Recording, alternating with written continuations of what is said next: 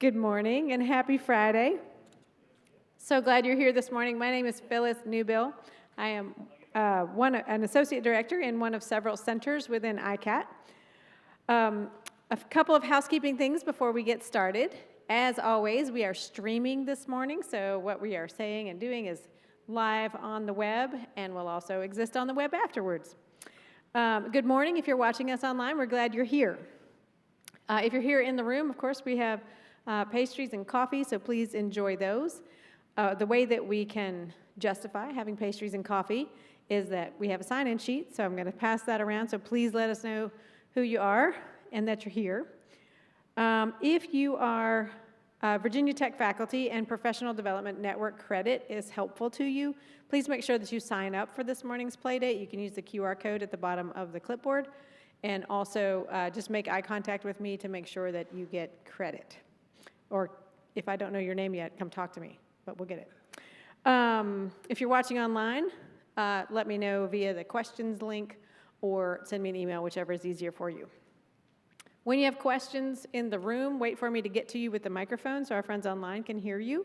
And if you have questions online, please send those in using the questions link. A couple of announcements this morning.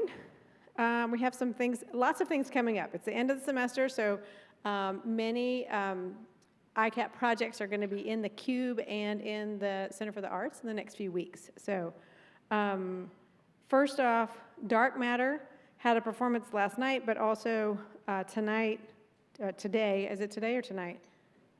Anyway, please check the website. Today. Dark Matter will be in Perform on the 24th, the 28th, 30th, and May 1st. So check that out. There'll also be next week's Playdate, so you can go see the performance and then come here and hear about the process next week. Also, Mood Cocoon, another ICAT project, will be in the Cube April 25th and 26th. This project, that we're going to hear more about in just 1 minute, will be in the Cube April 28th and 29th, and also on ICAT Day, which brings us to the final thing, which is ICAT Day, which is May 4th. That's Monday, May 4th. We'll be in the Center for the Arts from 3 to 5. The Cube will be open. We'll be opening the galleries with some great projects happening in there. And then many of our student seed grants will be presenting, will have tables to share about their projects and what they're doing. So hope you'll be there for that. Let me know if you have questions about that or check us out online. With that, I'm going to turn it over to Martha Sullivan to share Vimbuza. All right. Hello, everyone. Thank you for coming this morning to the Playdate. This is my first time in attendance as a presenter, so I'm a little bit nervous. So thanks for coming and hearing about our project. Ralph Hall and I, as Virginia Tech faculty, were awarded a mini seed grant from ICAT this year, and in partnership with Edward Nkhata, Alexander Nyasulu, and Patrick Pemfero-Timbo, we've been working on a project, Vimbuza, safeguarding Indigenous knowledge and cultural heritage in Malawi. So just to give you a little bit of context, Malawi is a country in the southeast of Africa. You can see its tiny little red dot on the continent. Just to give you a sense, it feels long like New Jersey, but it's actually as long as Lake Michigan. And Malawi used to be called Nyasulu land, which is like land of the lakes. It has this beautiful lake as long as Lake Michigan that runs across the eastern side of the country. It's known for its natural beauty. I know a lot of people hear about Kenya and Tanzania, but Malawi is a gorgeous country with many different landscapes, natural wonders. And it's called the warm heart of Africa, and I can say that that is true. The people that I have met there have really impacted my life, and I look forward to a long and continued relationship with them. I'm a faculty member in Team Malawi. TEAM stands for Technology, Education, Art, and Medicine. I feel really good about that art part. It used to be advocacy, and then when they took me on, we found some new things to explore. The premise of the project actually began some years ago.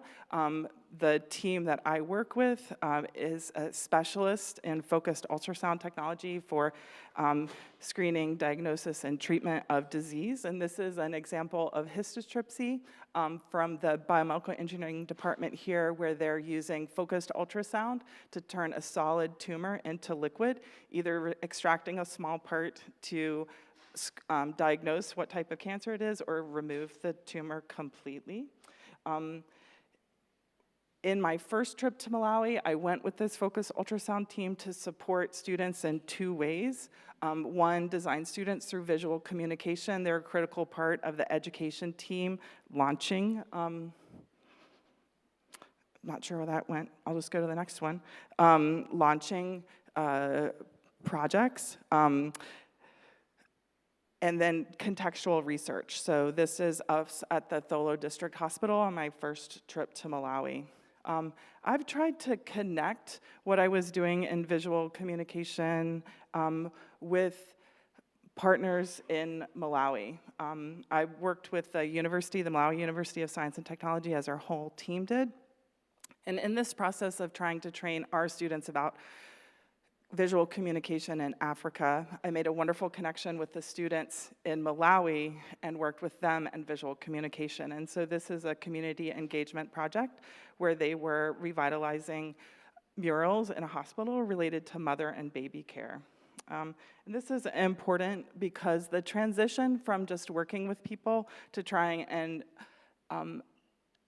overlap what I do here, which is professional development with those folks. I was able to encourage them to bring on new skills, and now they have started their own businesses. And this is just an example of public murals that they did after our project was over, designed, and the full commission gained by themselves.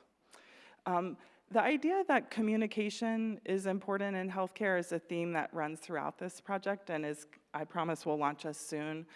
Beyond visual communication, our team has been looking at radio broadcasting in the area and deploying small, repairable, low-power radios to the community. It's listed as one of the #1 ways in Malawi to create awareness and knowledge and action related to medical treatment. And in the same contextual studies that we did on the first trip, something I didn't understand before going there was how important music is to their culture. So let me just play this for a second. This is from our first trip.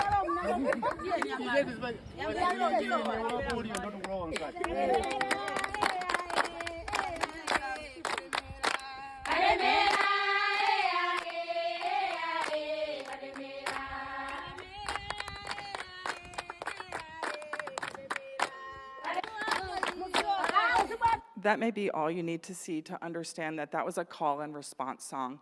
And that helped me understand that they were communicating in ways that we don't necessarily see as commonplace in the United States. It was joyful to be with them, but it was amazing to see them take on new lyrics immediately while we were there to increase education about healthcare. This is another example. When I got interested in music, I reached back out to the university, and this clip, thank you to Lonjezo Firi and Dr. Jerry Rosati, who helped me connect with communities in Malawi, not just about how music could create awareness, but how music itself is healing. The healing is embedded in the music itself, and that was very interesting to me. So I'm just gonna play the first minute or two of this. This is a musical education session. I'm not really sure how else to say it.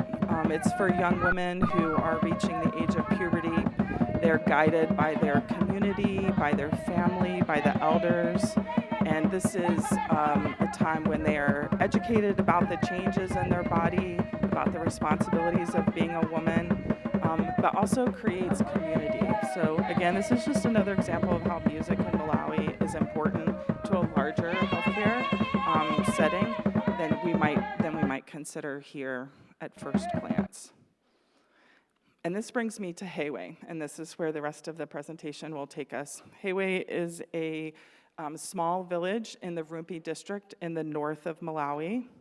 I was introduced to this community through Dr. Retsati and Edward Nkhata, who's on the phone with me and has been my partner in this great project. This is a community that practices Vimbuza.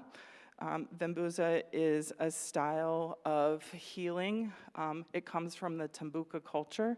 The Tumbuka people moved into Malawi hundreds of years ago, maybe the 14 or 1500s. Vimbuza was practiced long before the colonial era in Malawi, and definitely took an impact from that, but is still practiced today. So what you're seeing here is an overview from the city, from the village right around the healing area.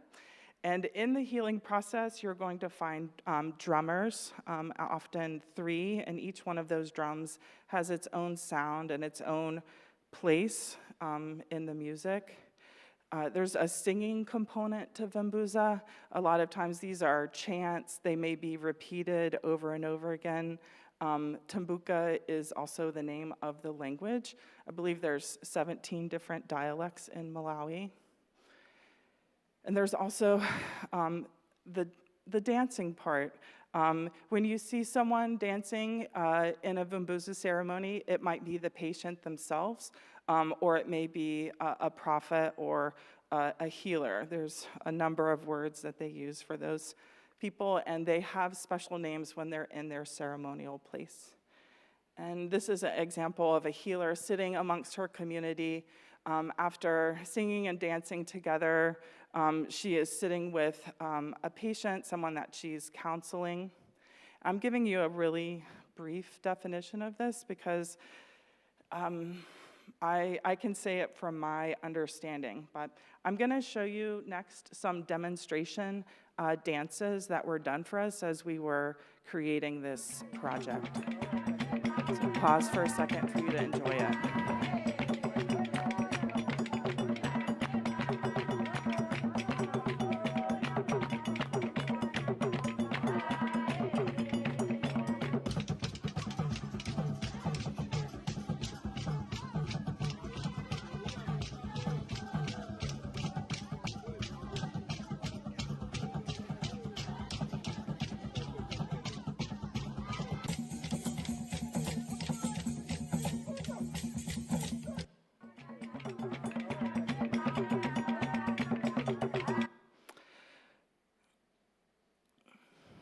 The best that I can explain this, and I would like to invite you to see the documentary film that's being previewed next week for a full explanation. I'm not a doctor, I'm not a healer, I'm a person who does community engagement. So I'd like for you to hear from the Hewe community about what Vimbuza means to them, but I will say simply, imagine dancing, imagine music, imagine your community power so intense that you could see beyond someone's skin, that you could hear longer than they've been alive.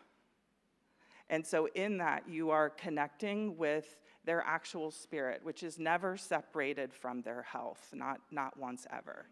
And so when we look at a person holistically, maybe we heal in a different way that we're not as familiar with here in the United States.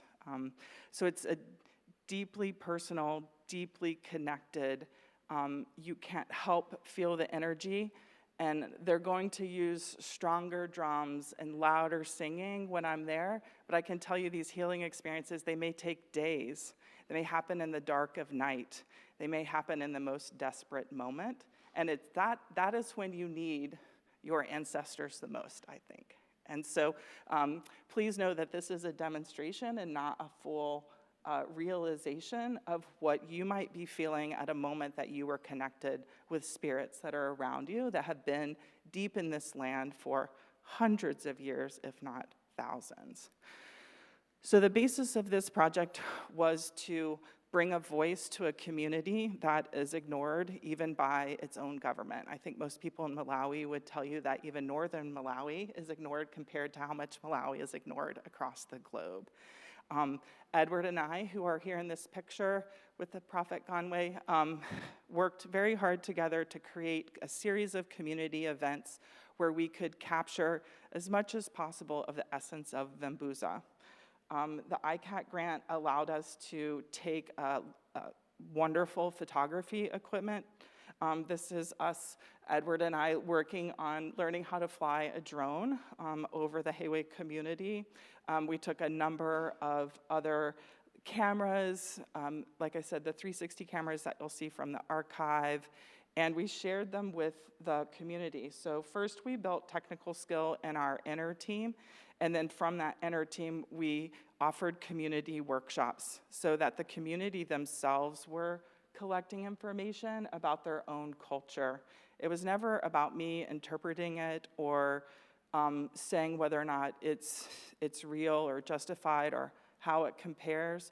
I really wanted to educate my medical team on the people that they were meeting, and these folks they are living this healing process, and it's so amazing, and these young folks have the power to safeguard that for the future, and that is what we wanted to see from this project. So this is Alexander on the day that we did a huge community workshop, and everyone got to practice with all of the cameras, and we have an amazing portrait session. After this, we ran a survey with the community about what we could share and what we couldn't, and so please know what I'm sharing with you today is something that they said yes, and there's many wonderful things that happened that they wanted to kind of keep to themselves, and so today we're gonna honor that. This is Patrick. He came on when we really transitioned from just collecting the archive to doing a documentary film run by Malawians. So it's these three young men. And I'm gonna stop here with Edward, who has been the project leader in Malawi. I could not have done this without him. These are, what you're seeing there is inside of the healing space, some of the buildings that he has been in charge of constructing as part of safeguarding is making sure that they have safe places to practice Vimbuza. I'm gonna pause for a second because we have a few minutes left and I have my partners online and I would love to give them just a second, maybe to say what this project has meant to them before I wrap up. So I'm gonna go back 2 slides to Mr. Alexander and see if we can hear him. Fellas, I'm about to ask you to say something. So you each get a minute or 2. I think we have 6 minutes left before we'll take questions. So Alexander, do you wanna try and say hello on WhatsApp? And then I'm gonna put you over the microphone.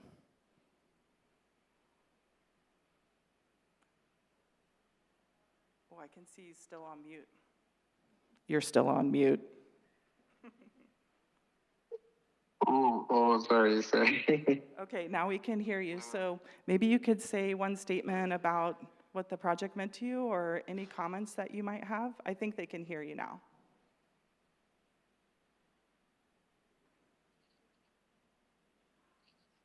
Hello, my name is Alexander Nyasulu. And hello, can you hear me? Yep, we can hear you. You can just go ahead and talk and make a statement about the project.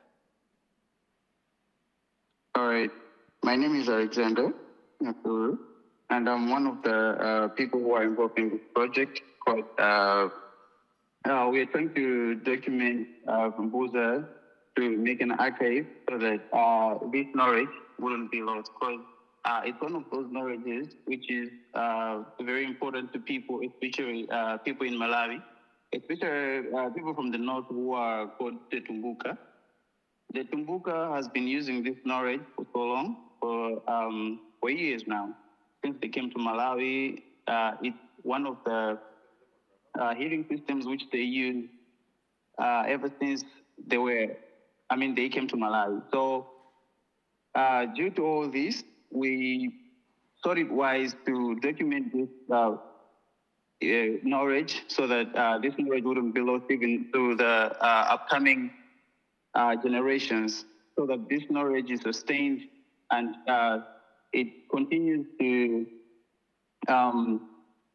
benefit to the lives of people, the young ones. Thank you, Alexander. I really appreciate that.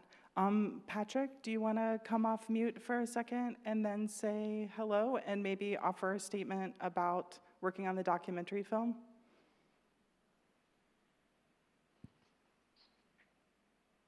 Hello, can you hear me?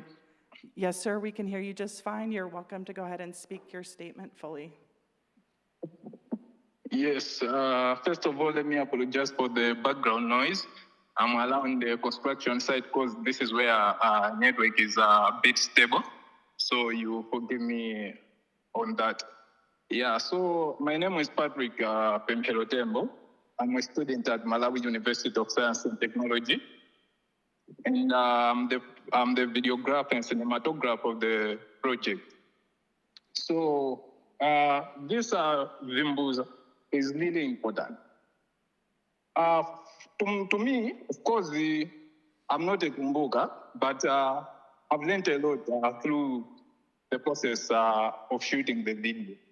I had no any knowledge on the Vimbuza, anything related to Vimbuza, but this has come in my mind, and I've learned a lot, and I hope this video and the document we are producing will help a lot of people to understand the importance of Vimbuza and the importance of practicing it and the way it is helping people right now.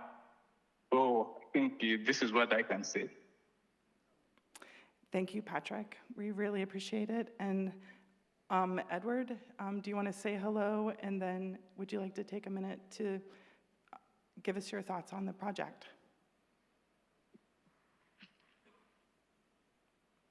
Oh, you just muted yourself, Edward. Good day, everyone. My name is Edward Nkhata. In the northern part of Malawi, where I'm coming from, amongst the Tumbuka people, I've lived to experience the dance since my childhood. I've seen practices for a long time, and I would say something that a health care system that has supported a lot of people worldwide, countrywide, continentally. Vimbuza is not simply a dance, it's a spiritual practice, a system through which communities respond to distress, to imbalances, and to forces to affect human life. So it comes through rhythm, through movement, through collective participation. It's not an individual thing, it's a collective participation.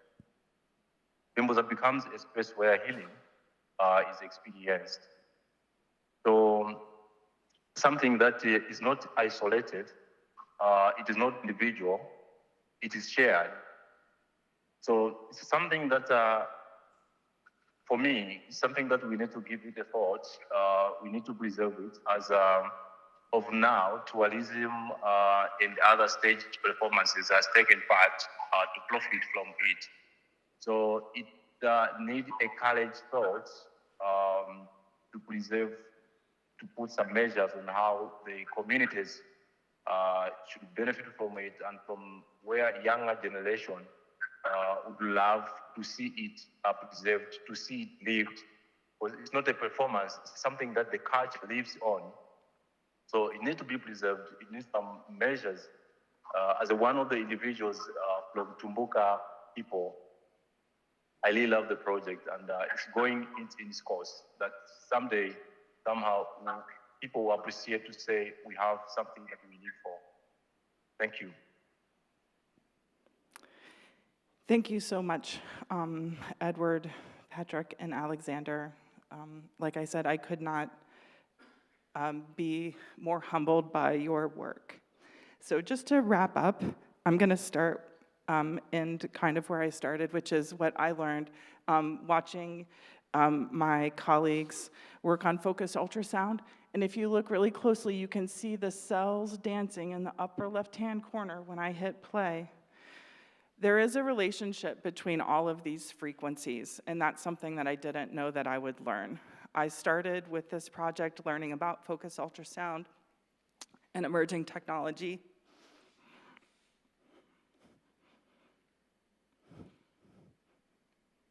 And sound brings us to the beginning of life. So I think across frequencies, we find healing. There's healing, there's disruption, there's connection, there's comfort.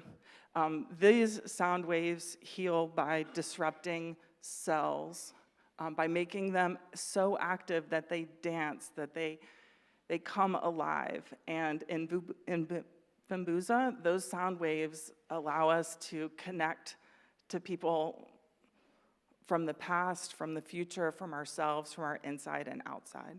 So I really think it's just a matter of what frequency you're moving on, what kind of healing or what kind of disruption, what kind of opportunities you might find for connection and community. And that is what I learned. I would know I would learn that. I do invite you to come next Tuesday and Wednesday, and ICAT Day, I'm pretty excited to hear about that.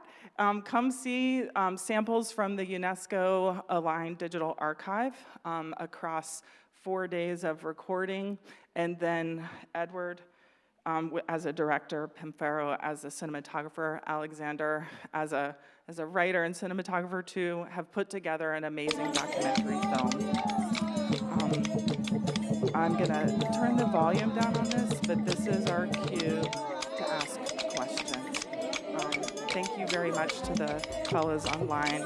You may get some questions, so stick around for a second. I think we still have about 4 or 5 minutes before we close out. So if there's anyone in the audience who would like to ask a question, I would be happy to answer them.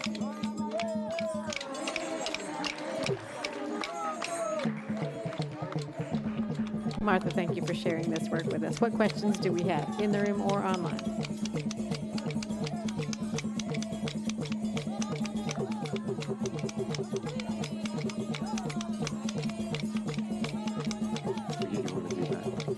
Good to see you, Martha. This is fantastic. I have a kind of an odd question. Could you describe the light that is there? I was thinking of frequencies visually as well, because some of the photos, were mediated here, but the colors look amazing. I was wondering if you could describe that. It would be hard to describe the vibrancy of the community and what it's like sitting inside of there. This is one of my favorite videos. When you see this one in the 360, you'll actually notice that we're sitting at the height of a child, and there's a child right next to us that's just outside of this scene. And so this is what it would be like looking up to your elders, literally. It is the women there are wearing contingis, just to let you know. This is a wrap that goes around their skirts. And so every woman is there with an extra wrap. They're incredibly vibrant colors. They use them to carry things, to carry their babies. It's brilliant. It's as somebody who loves color theory and can talk about it for like 40 days in a row. It was so visually stimulating. It is vibrant. The blue sky, the red clay of that earth. I mean, it's just, it really is the warm heart of Africa. I can't, it would be hard for me to explain how, even just from this brief connection, how many weeks after this, I felt that energy flowing through me and finding an awareness about the world I never thought I would know.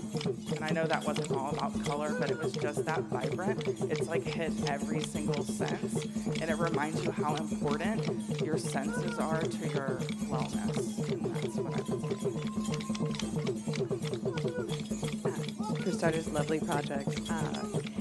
While I 100% think art for art's sake is lovely, I was wondering if there's also any audience asks of this, or like when it's on display, are you asking for like if people, especially with the connection to the medical facility, is there a way for people to give donations to that medical facility, or are you looking for contributors or collaborators, or is this more about awareness and sort of showing the beauty of this community?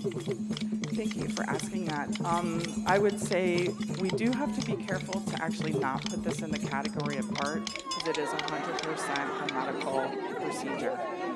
We approach this through, the reason that this is UNESCO aligned, because there's a couple things that are really important to that as far as doing no harm when you go into a community.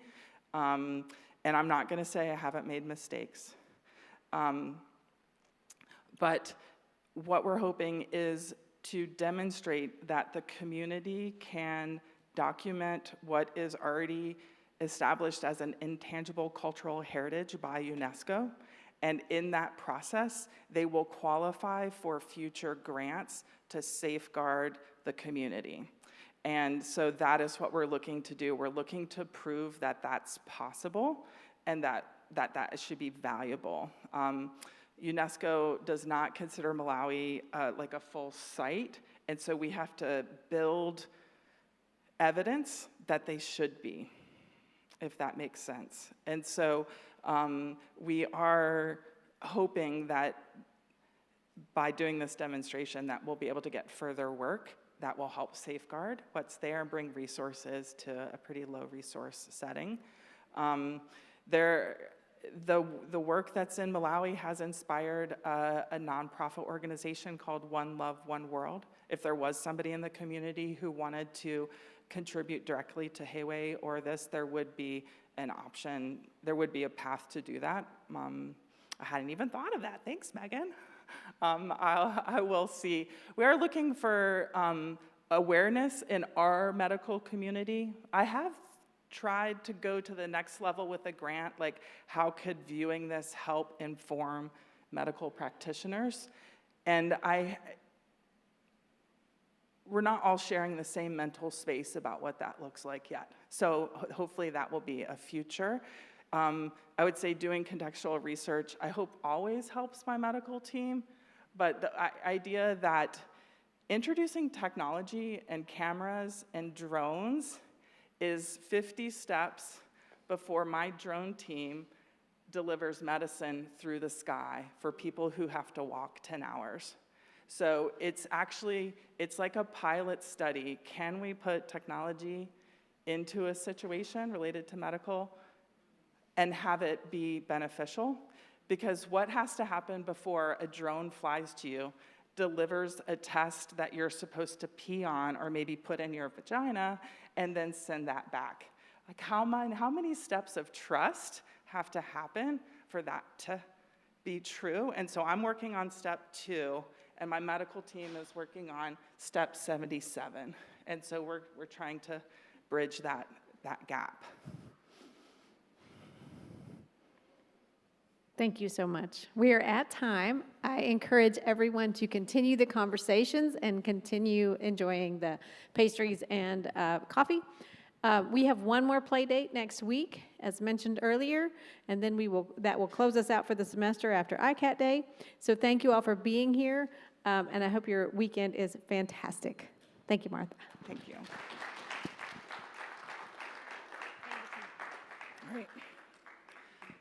All right, thanks, fellas. I'll call you in a minute.